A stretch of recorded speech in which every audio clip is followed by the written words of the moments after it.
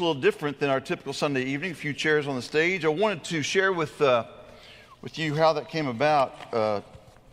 Gordon asked me if I would take care of tonight, and when he did, and I knew that the series that we've been studying on Sunday nights has to do with Joshua. One of the things that's intrigued me for a long time is how someone gets to where they are, whoever that is, and Joshua and Moses had an interesting relationship. And as I considered that and thought about what I wanted to share with this whole journey with Joshua, I want to take a few steps back. It's always intriguing to me when someone comes to a place where they are examining life and determining who it was that spoke into their life, who influenced their life, what the characteristics, what the core beliefs, how the behaviors manifest themselves. And I think that whoever we have in our lives, by passive entrance or by active entrance, some people that we invite into our lives, they make a huge difference in who we are and where we're headed. Well, so we're going to get to that in just a second, but I want to ask you to consider the life, first of all, of Moses. Moses minding his own business, and God appeared to him in a burning bush and essentially said, I have a mission for you. I've seen my people suffering in Egypt, and I have a mission for you, and I want you to go and be my representative to go bring my people out of Egypt, out of bondage, and take them to a place that I have prepared for them. And he debated and said, I don't believe I really want to. Maybe not so much in those words, but he protested. He had several reasons why he thought he shouldn't, or he couldn't, or he wasn't the person. And God said, listen to me. I have a plan for you. Well, they debated back and forth, and as you know the story, Moses relented, always obedient, and it wasn't really about his being disobedient, it was about his believing that he didn't have what it took. And I believe that God said, like he would say to any of the rest of us, you don't. But it's not about you. It's about me. I am. So when you go to Pharaoh, when you go to Egypt, you tell the Pharaoh that the I am has sent you. And we know that story, and we know the story that as he passed through, and by the way, one of the key reasons I believe that he went was because he knew that he had someone with him, Aaron, his brother. One of the points that Moses said to God was that I'm not a good speaker. I can't speak. I fumble, I bumble, I can't really communicate. And so he said, I've got an answer for that, your brother Aaron. And so he had, with every protest, God had an answer. So when Moses made the decision to go, and he said, anytime he made a decision, it was with the bottom line, what does God want? He determined that he was going to go into Egypt, and he did, and as he went, God did say up front he was going to harden Pharaoh's heart. And so as he hardened Pharaoh's heart, and we know the stories of the plagues, and we watched through the series and the sequence of Moses' life in Exodus 7, 8, 9, 10, 11, the period where the plagues were manifested, and each time that took place, Moses was a real person. And so it's true, I've got to believe that he wrestled with, what do I do now? How long, how many of these plagues am I going to have to manifest, will God bring? And as he continued his life, and as he continued this journey of trusting and listening and finding the nature of God, as he experienced Passover, as some children were killed and some were not, as he had the Exodus out of Egypt, as they encountered the Red Sea, all along the way, Moses was learning more about himself and more about his God.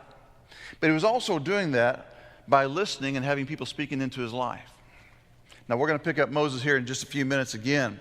But as I was thinking about that, I thought I can share some thoughts here about Moses and his life and how he impacted Joshua, and Joshua, how he took the baton and went from there forward. But what I want to do a little bit differently tonight is to consider how we do mentorship, how you and I do, how we allow people to speak into our lives or to come in and help shape us, how we might be invested in the lives of other people.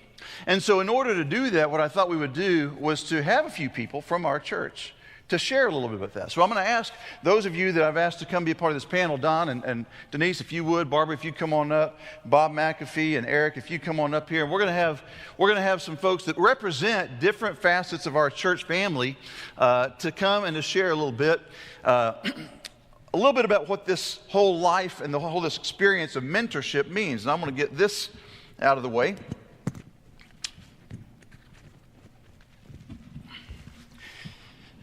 And as we consider the life of Moses and the life then, the one that we're focusing on ultimately is Joshua in this series.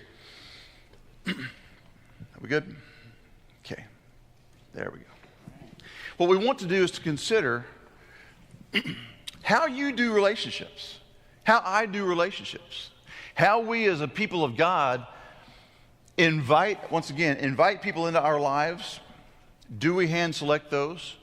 And how do we get involved with the lives of other people that are behind us? Before we go any further, I want to ask you if you would introduce yourself. Don, would you introduce yourself? And we'll just go right down the line. Hi, I'm Don Witt, and I'm one of the elders here at Prestoncrest. I'm Denise Witt, Don's wife, JC and Daly's mother. Eric Winningham. I'm Barbara Cooper, assistant to Dr. Dabbs. I'm Bob McAfee, the idiot on the stage. Okay, it's gonna get interesting, as you can tell. Don and Denise are, as they said, Don's one of our elders here and has been serving. How long? How long have you been serving? 8 years now? My, how time flies. Okay. And Eric is part of our B1 Young Adults group, and he's one of our leaders in our B1 Young Adults group, and he does mentoring, and some of that I think is more formal, some of that's informal. Barbara, it's kind of funny because when I asked these people to be a part of this deal, Barbara said, why would I be up here? Why? I'm not a mentor. Really? Seriously. Has anyone in this room received a letter or a note or a card of encouragement from Barbara Cooper? Put a hand up if you have. Okay. Should look at that.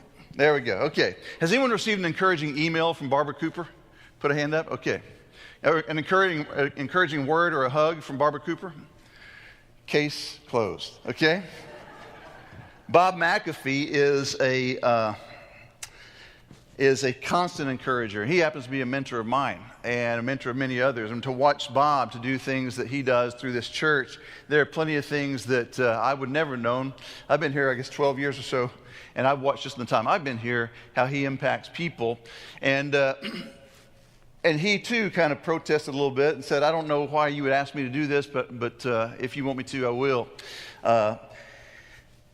One of you, if you would, tell us just a little bit about this consideration. When we're talking about influencing people and intentional influence of people, what is it like for you to consider that you would be in a place where you would be influencing the lives of others, particularly for Christ?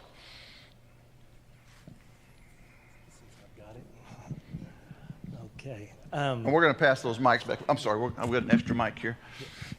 We have... Okay, we'll just put them over here on this. Yeah, we'll go up and down the row. Don, if you would. Well, I think in a position of leadership at a church kind of comes with the territory, obviously. And when you're asked to do something like that, particularly when you're called out, I feel like you have already exhibited some kind of characteristics that indicate that you have a propensity to lead or you're interested in the lives of others.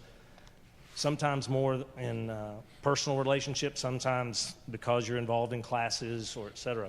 And so I think when in my role now, having gone from member to deacon to elder, you see kind of the level of expectation change a little bit. And so what you say and what you do becomes more guarded and influential, I guess. Okay. It's with each word, each level, it becomes more significant. And so when you start adding to that advice to someone, I think it carries a lot of responsibility because it's coming from some, I've been called out by the church and God to do what I'm doing, so it carries a lot of responsibility. Okay. Denise, when Don was called to become an elder, what was that like for you? What were you thinking about as you soul searched in that consideration? Really? Well, I mean, whatever you want to share. Well, it was quite an honor, but then I also kind of have belief or a feeling that if you are asked to do something, your name has been put on those people's hearts by God, and that you need to honor that. Okay. And then also being in that role, I feel it's very important to be transparent and to be open and to be approachable. You know, share your story so that people can come and talk to you, because you go through things to share and to help people. Okay, excellent. Eric, anything? I don't know how to answer the Yeah. elder's wife question. That's right.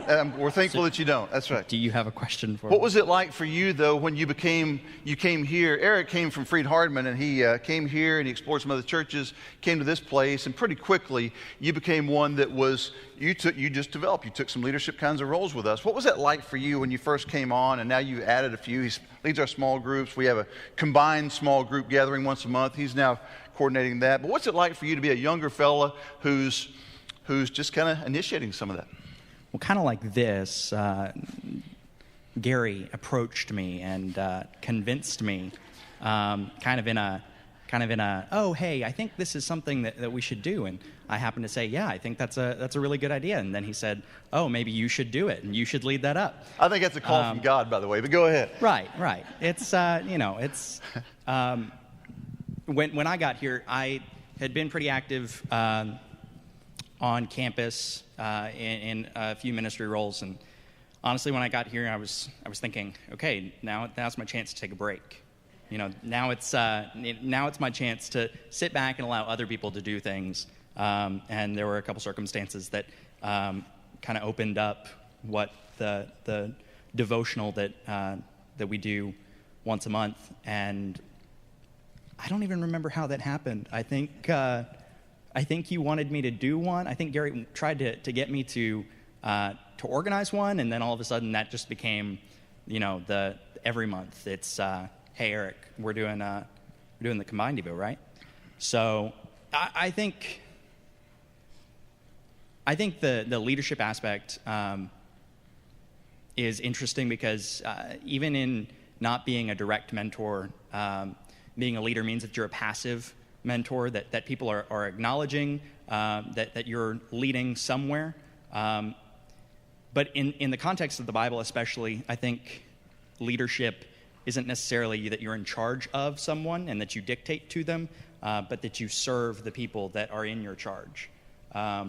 And given that context, I think being a mentor, just even by example and not necessarily a direct, active mentor, is really fascinating. Just because, we're all a tapestry, right?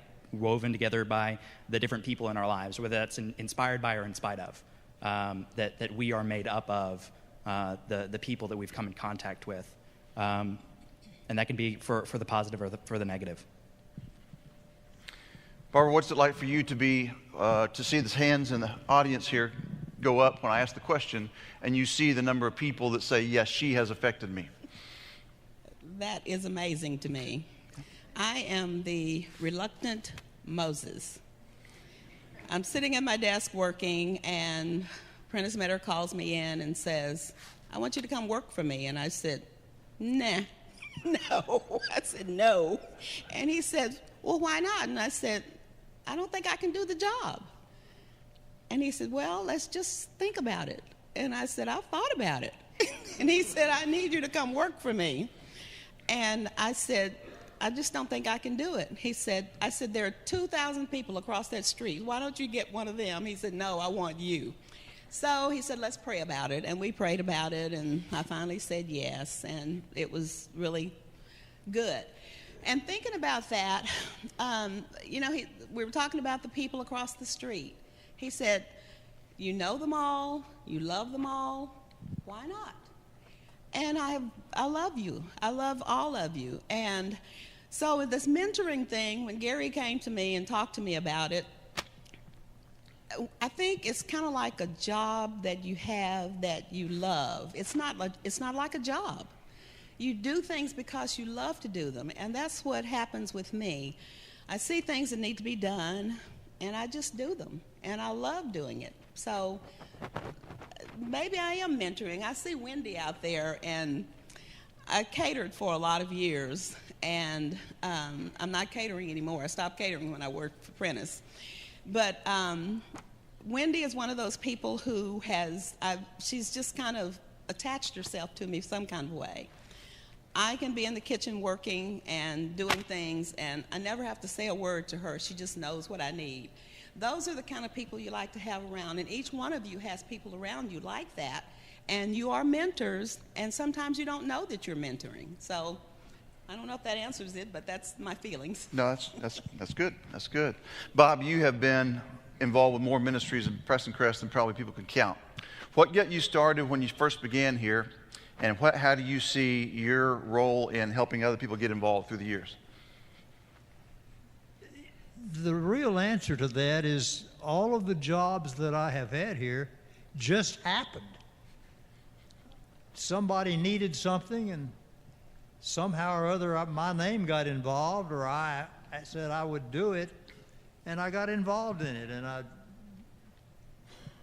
counting the money, that was one of the easy ones.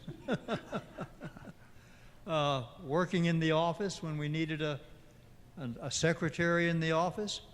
Our minister came to me and asked me to do that, and for some reason I said, yeah, I would.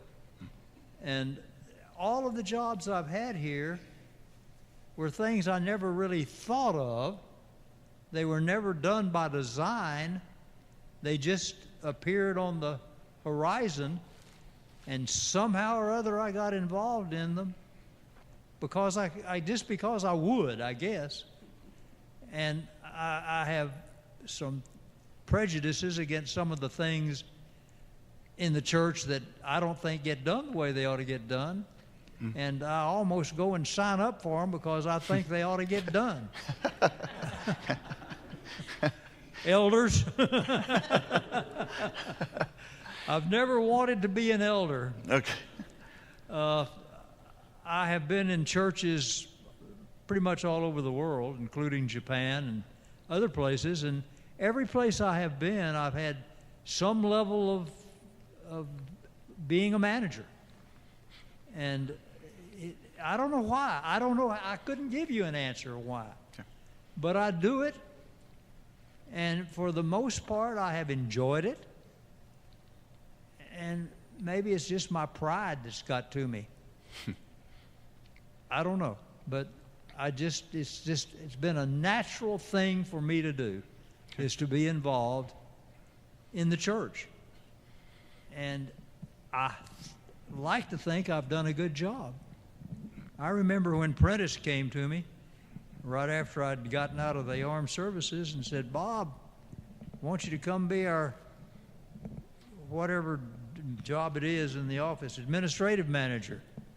And I said, oh, Prentice. And next thing I know, I'm doing it, and I'm enjoying it. And one other example I'll give you, and I'll quit. One of our elders came to me 12 and a half years ago and said, Bob, we're starting Friends Speak. Anybody know George Miller? And I said, what does it take? And he said, well, we're going to do it 2 times a week. And I said, oh, George, I'll give you 1 time a week. Just right off the top of my head, I said that without any thought. The first week, I served that 1 time, and George needed somebody, and I served the 2nd time. 12 and a half years later, I have been involved in Friends Speak twice a week. Everybody ought to be in it. And I kid you not, it is the most self-satisfying thing I have ever done. I have met people from all over the world, now mostly people from China and Taiwan, mostly Taiwan, and they love us. They really enjoy coming to Friends Speak.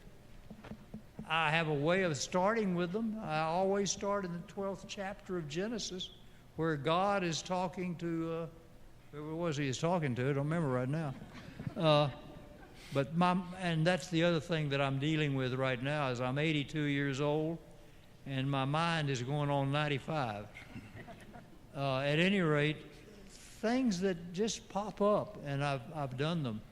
That's how I got involved in being the money counter around here and taking all the money in. That's how I got involved. I was just going to give one more example, and already forgotten what it was. Let me do this. You'll remember that here in just a second, but I want to insert something because you said to me when I contacted you this week and even yesterday that you don't necessarily, because of that reason, because you forget things today more than you used to, you said, you wonder sometimes if you can continue to do this. And yet, a while ago, down the hallway at Friends Speak, you and Amy had 2 students across the table, and you were investing your life in these young people from UTD, from Asia. And you tell me that that's not mentoring? That's mentoring. It is mentoring, and those people, I have enjoyed every person I have worked with in Friends Speak. They have come to me from all over the world. I have met those people. Now it's mostly people, students from the 2 colleges whose names I don't remember either. My other problem is my mind has gone bad. And I don't say that jokingly, it really has. But my goodness, I have enjoyed doing things. Yeah. My dad did the same thing. My dad was a high school dropout. He's been a member of several different congregations, and in nearly every one of them, he became an elder. I've stayed away from eldership. Man, I don't think anybody needs that grief. At any rate, I have enjoyed my life serving, and if I served God and if God is happy with me, that makes it all the better. And we love you for that. Let me step in for just a second and suggest this. Let me shift for just a minute. What we've been talking about so far has to do more with context of the church, roles in the church impacting within the context of the church family. The reality is, Don, you lead a company. Eric, you're working at Stonegate. Every one of you here, all 5 on stage are in places of service in community in whatever forms. And so there is a place, there's a role for you to pay it forward, to invest in the lives of people out there. And by the way, there are 5 people on stage. This stage out here is filled with people that have the same story. Each of us have a place in the church and out in community where if we choose to, we can invest in people that are coming behind us and learn from those before us. And then you 2 now have a future son-in-law. Recently, Daly is engaged. And what's that like for you to consider now? Let me suggest this term, and I want to ask you, intentional mentorship or active mentorship versus passive mentorship. And what I mean by that, active mentorship is it's essentially a context in which you have a role, an assigned space. There is someone in your life that you are given the commission or being asked to mentor or encourage or challenge or teach. And then there's this more passive or at-large influence that we might have. People that aren't necessarily put under our tutelage or students or trainees, but they're people that possibly come up later and say, Dr. Brantley, you don't know this, but I've been watching you for 10 years, and you did something 10 years ago when we came in your clinic, and we learned something from you, and you had no idea, but I've been doing that ever since. Gary would never know, but it's something that we do more as an at-large without even realizing that. You're getting ready to have a relationship, Denise and Don, with this young man. You already do. What's it like for you to consider this more formal, father-in-law, mother-in-law role that you're getting ready to take on, or any of the others that don't necessarily fall into the church context? What's that like for you to consider the real powerful place that you have in someone's life? And I want to get you all, and I really am going to be interested in getting some of your perspective here in the audience too. I'll let her talk about the father-in-law thing. Okay. I'll talk about the business aspect. Sure. I went to work for my father many, many years ago, and he's since retired. But one of the things he told me, and it's proven to be true, he says, you hire employees and humans show up for work. And he said, as part of your job, you're going to be their marriage counselor, their bail bondsman, their hopefully spiritual influence. You're going to be a lot of things in those people's lives. And it's proven to be very true, and I take that with a lot of responsibility. It's amazing how many different factors influence the lives of people that work for you, and when you're their boss, how much weight that carries, and if they confide in you, it really is meaningful. And I tell the managers oftentimes, you're a coworker at first, and if we've hired them and then promote from within, I'll tell them, Before, when you're talking over lunch with peer-to-peer, what you say is chit-chat. The minute I give you the title of manager, it becomes policy, or you're speaking on my behalf, and it carries a lot more weight. And I see that being a real burden for some people, and they don't necessarily handle that with great respect. And I think as mentors in whatever line of work, whether it's familial, whether it's spiritual, taking that responsibility and knowing what you say is going to be interpreted and therefore used is important. In the business world, I've found it to be really influential to people that are underneath me. Mm-hmm. Want to talk about Patrick? No, I don't want to talk about Patrick. My thought on that is I have always tried to put myself in positions of people that were just a little ahead of me in that situation. And then, like when this engagement comes up and being a mother-in-law, talk to some people who are older than me and say, what worked for you, what didn't work for you. I just know that, we prayed for certain things for our daughters, spouses, and that has worked. We prayed for a man that believed in God, and we prayed for a man that was raised in a home that had the right examples set before him, and God has answered those prayers. So anyway, I've got to seek out some of my friends who are in the next stage, and I'll just get advice from them. But about the active mentorship, I know everybody's really busy, and I feel like what I have found is that even though you have a lot going on and you've said yes to a commitment of meeting with people once a month or meeting with people on Sunday, that God always works out the time. Like if you think, I'm not going to have time to get this dinner made, or I'm not going to have time to get my lesson, it always works out. And especially if you present it to God and say, help me in my timing. And then in the passive regard, I don't think we realize how much we can just say something and how those little words will stick in someone's mind, and they'll go back to it, and then they'll come back up to you later. Do you remember when you said that? Well, that really helped me. And you didn't even realize that you were saying anything, but maybe they had shared an example of how their kids were or a situation that they were in and just telling a story. And just so in just general conversations, you can really encourage someone, or it will stick in someone else's mind and pop back up.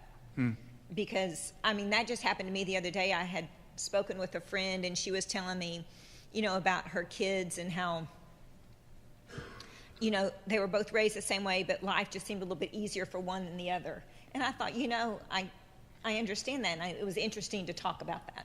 Sure. So excellent. Thank you.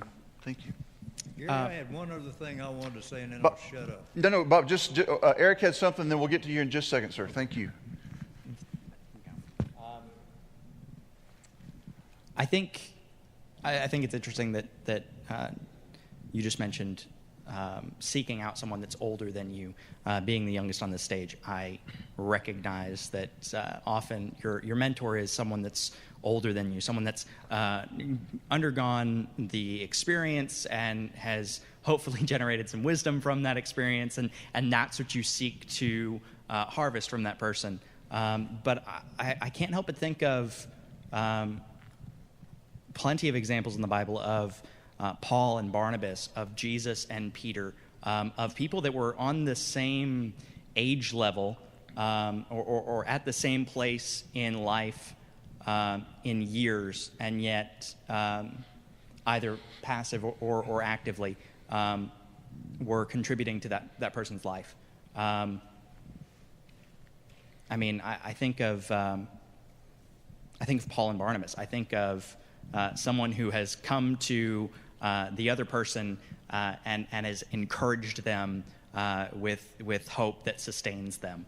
And I think it's an interesting thing to lean upon someone in that way, and to be a contributor of encouragement, of inspiration, and that doesn't require necessarily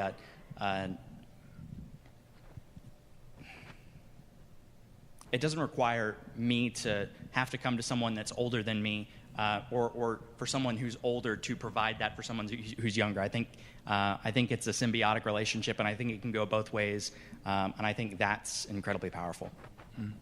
Okay. Barb, do you have anything on this? Okay, you good? Bob? I wanted to say just one thing about my personal life. I was working for Ford Motor Company for 37 years, and I retired. I'm walking down the hall here at church one day, and I get a tap on the shoulder, and it's Prentice Metter. And he says, "Bob, we need an administrative assistant." And I said, "Okay, I'll do it." And somebody asked me how much I wanted, and I said, "I don't want to get paid. God has been too good to me to do that. And besides, I don't want to be under the thumb of the elders." Okay. And so, at any rate, I had that job, and I loved every minute of it. And I've got one other story, but I'll forget it. Okay, you'll get there. When Moses was getting ready to go up on the mountain in Exodus chapter 24, he didn't go alone. He chose to take Joshua with him. It's interesting that he didn't have to, but he chose to do that. I don't think that was by accident when Scripture places that there. And then Aaron and company remained at the bottom of the mountain, and Moses and Joshua went on up. I think there's something significant to that, honoring this person behind him, to take him to a place and to let him know explicitly and implicitly that at some point the baton is going to be passed. The baton is passed here. We have a pipeline here that I believe Prestoncrest does real well with this. We're very intentional about that. And we see people coming through this church family and take on a few different roles. Bob mentioned previous to this, he used to lead a communion service here, and at one point he handed the baton to Buddy Barnes, and then that's been handed and it continues on. I know that in our B1 group we have people coming in from all over the place. They come, they're here, they engage, some of them date each other, and it doesn't take some date, and they continue on and they start toward a marriage. And right now we have 8 couples in our Together Forever mentoring program and teaching program, and so they're going on and they're filtering into the next, this engaged and newly married group, and that's kind of flourishing now more so, and then that goes into the next stage, and they become deacons and serve in a variety of ways, and it continues to go on. Well, that's been the history of this place. And I think we do that pretty well intentionally. We're not perfect. We always need to look to see how we do it better. Our children going through the youth program, going on. And I think that's not simply to follow an American school model. I think that's to follow God's model of intentionality. I watch in this church people paying it forward continually, sometimes intentional and active. And quite often, it's more passive and at large. It's noticed, and it's someone notices someone across the way and asks, "Is there a place I can help?" That's a significant, healthy thing going on right here. As Moses approached the end of his life, and you find it in Numbers 27 and Deuteronomy chapter 34, there's a point where God says, "You've been a faithful person, but you did one thing that will disqualify you from going into Canaan. And I have chosen my leader. And you already know him. And he's the one that was with you. He was one of the spies that came back. And I have a place and a plan for my people, and it is to do what I've always done, and that's to take my followers and have them continue to serve and continue to invest in the next person." I think that I want to encourage us as we consider this tonight, to be more intentional, more thoughtful about who the people are in our lives that have paid it forward to us, who we've received, and then who is it that we're paying forward to? Who is it that we're investing in? Who is it that we're pouring ourselves into so that they can ultimately continue this kingdom life now and then a home in heaven? That's really what I think is taking place throughout. Do you all see that? See that that's something that we tend to do, and it's not just an accidental thing. It is pretty intentional. We're about 10 till. We want to finish on time. But anyone here have something that you want to mention, some question or some comment in your life as a person living it out? Because we have 5 people on stage, but we got a room full of people who are also living this way. Comments or thoughts on this intentional life of mentoring and investing and paying it forward to those behind us? Or possibly share a blessing of someone that's spoken into your life and invested in your life, maybe here, maybe some other place. Any thoughts? I'll take up the space. Right here. Let me get one of those mics if I can, please. Thank you.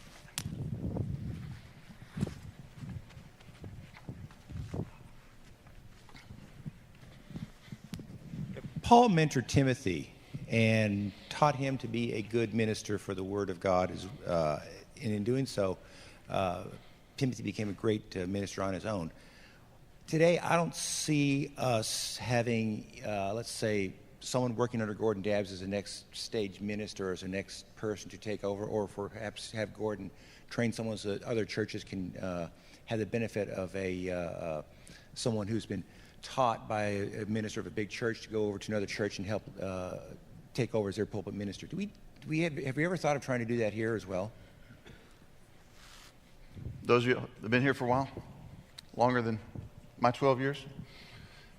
Have you had, so the question was, have you had someone that has, in the preacher role, someone that has there been some intentionality about training new preachers to do what Gordon Dabbs does here for other places or other times, other smaller churches, or for future down the road?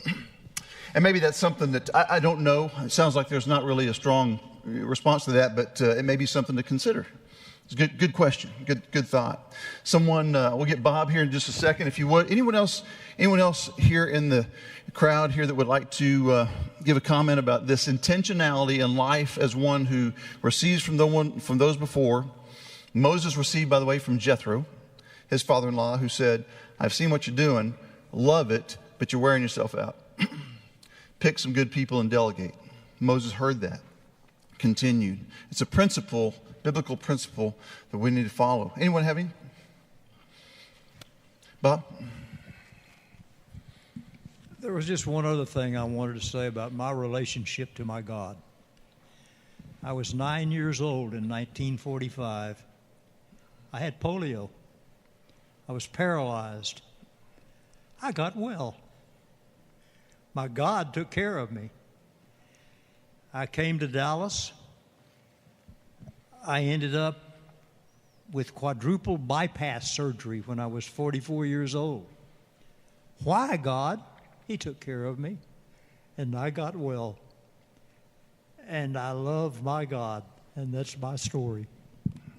Absolutely. It's a blessing to many.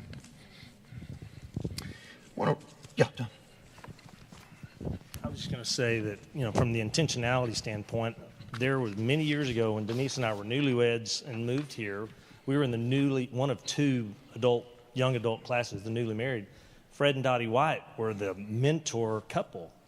And I remember hearing Fred teach, and they had us in their home, and they really impacted a lot of people. Then, years later, I got to serve on the eldership with him, which was amazing, to be able to do that. But he walked the walk, and that was what was so cool, because he was from, I think, Kermit, out West Texas, and he was just a salt-of-the-earth guy. But he lived the life that us as young couples, we were influenced by that. And I saw that they were intentional in getting involved because they knew they could leave a mark. And I think that's a great example in how the church has continued to try that. Youth group, they're having young couples come in. Brian and Alexandra have young couples who are working in that because they'd much rather those people speak into the lives of those kids as opposed to having hired staff always doing it or mom and dad having to do it. And so I think being intentional and getting involved and being able to put your imprint on people, the opportunities are there, but sometimes you have to step up and say, I want to do that. Absolutely. Being willing to invest yourself. And anyone else have anything? I do want to mention, I want to read something here that's a very short poem, and it says this, and I ask you, many of you have heard it before. An old man going on a lone highway came at an evening cold and gray, to a chasm vast and deep and wide, through which was flowing a sullen tide. The old man crossed in the twilight dim. The sullen stream had no fear for him. But he turned when safe and on the other side, and built a bridge to span the tide. "Old man," said a fellow pilgrim near, "you are wasting your strength with building here. Your journey will end with the ending day. You never again will pass this way. You've crossed the chasm deep and wide. Why build this bridge at eventide?" The builder lifted his old gray head. "Good friend, in the path I have come," he said, "there followed after me today a youth whose feet must pass this way. This chasm that has been as naught to me, to that fair-haired youth may a pitfall be. He too must cross in the twilight dim. Good friend, I'm building this bridge for him." Moses didn't ask for the mission. God chose him. He protested, like you and I might. And then he ultimately said, like hopefully you and I do, "Yes, Lord, I'm here. I'll go." Along the way, he learned from people that were sometimes older, as Eric pointed out, sometimes not older. I learned from people older than me. I learned from people younger than me. He chose to listen ultimately to God and to other people around him. And his bottom line was, "I will be faithful to my God. And I'm going to train and teach Joshua. I'm going to train and teach others. And if others, and they will see me, I'm the leader of Israel. They will see me and they'll follow. I'm aware of that. There's a certain responsibility and there's a certain sober nature of this call." But Moses led through a Red Sea that peeled back. Told them the food would be there. And it was. When you got to think that he probably had to be doubting. And he continued to show the faith in God, not in himself. And at one point, God said, "You're not going to get to go across the other side. You will get a chance to look. And you've had the honor of being able to bless and teach and train the one that will. But your life will end here, and you'll pay it forward." And he did, and you and I can. And I pray to God that we do. I'm thankful that we are. And I ask you, if you would, to consider again tonight, if you have not thought about the people that you're pouring into, whomever that might be, at your workplace, in the church, out on this mission field, any place that you go, please consider who it is, who you're paying it forward to.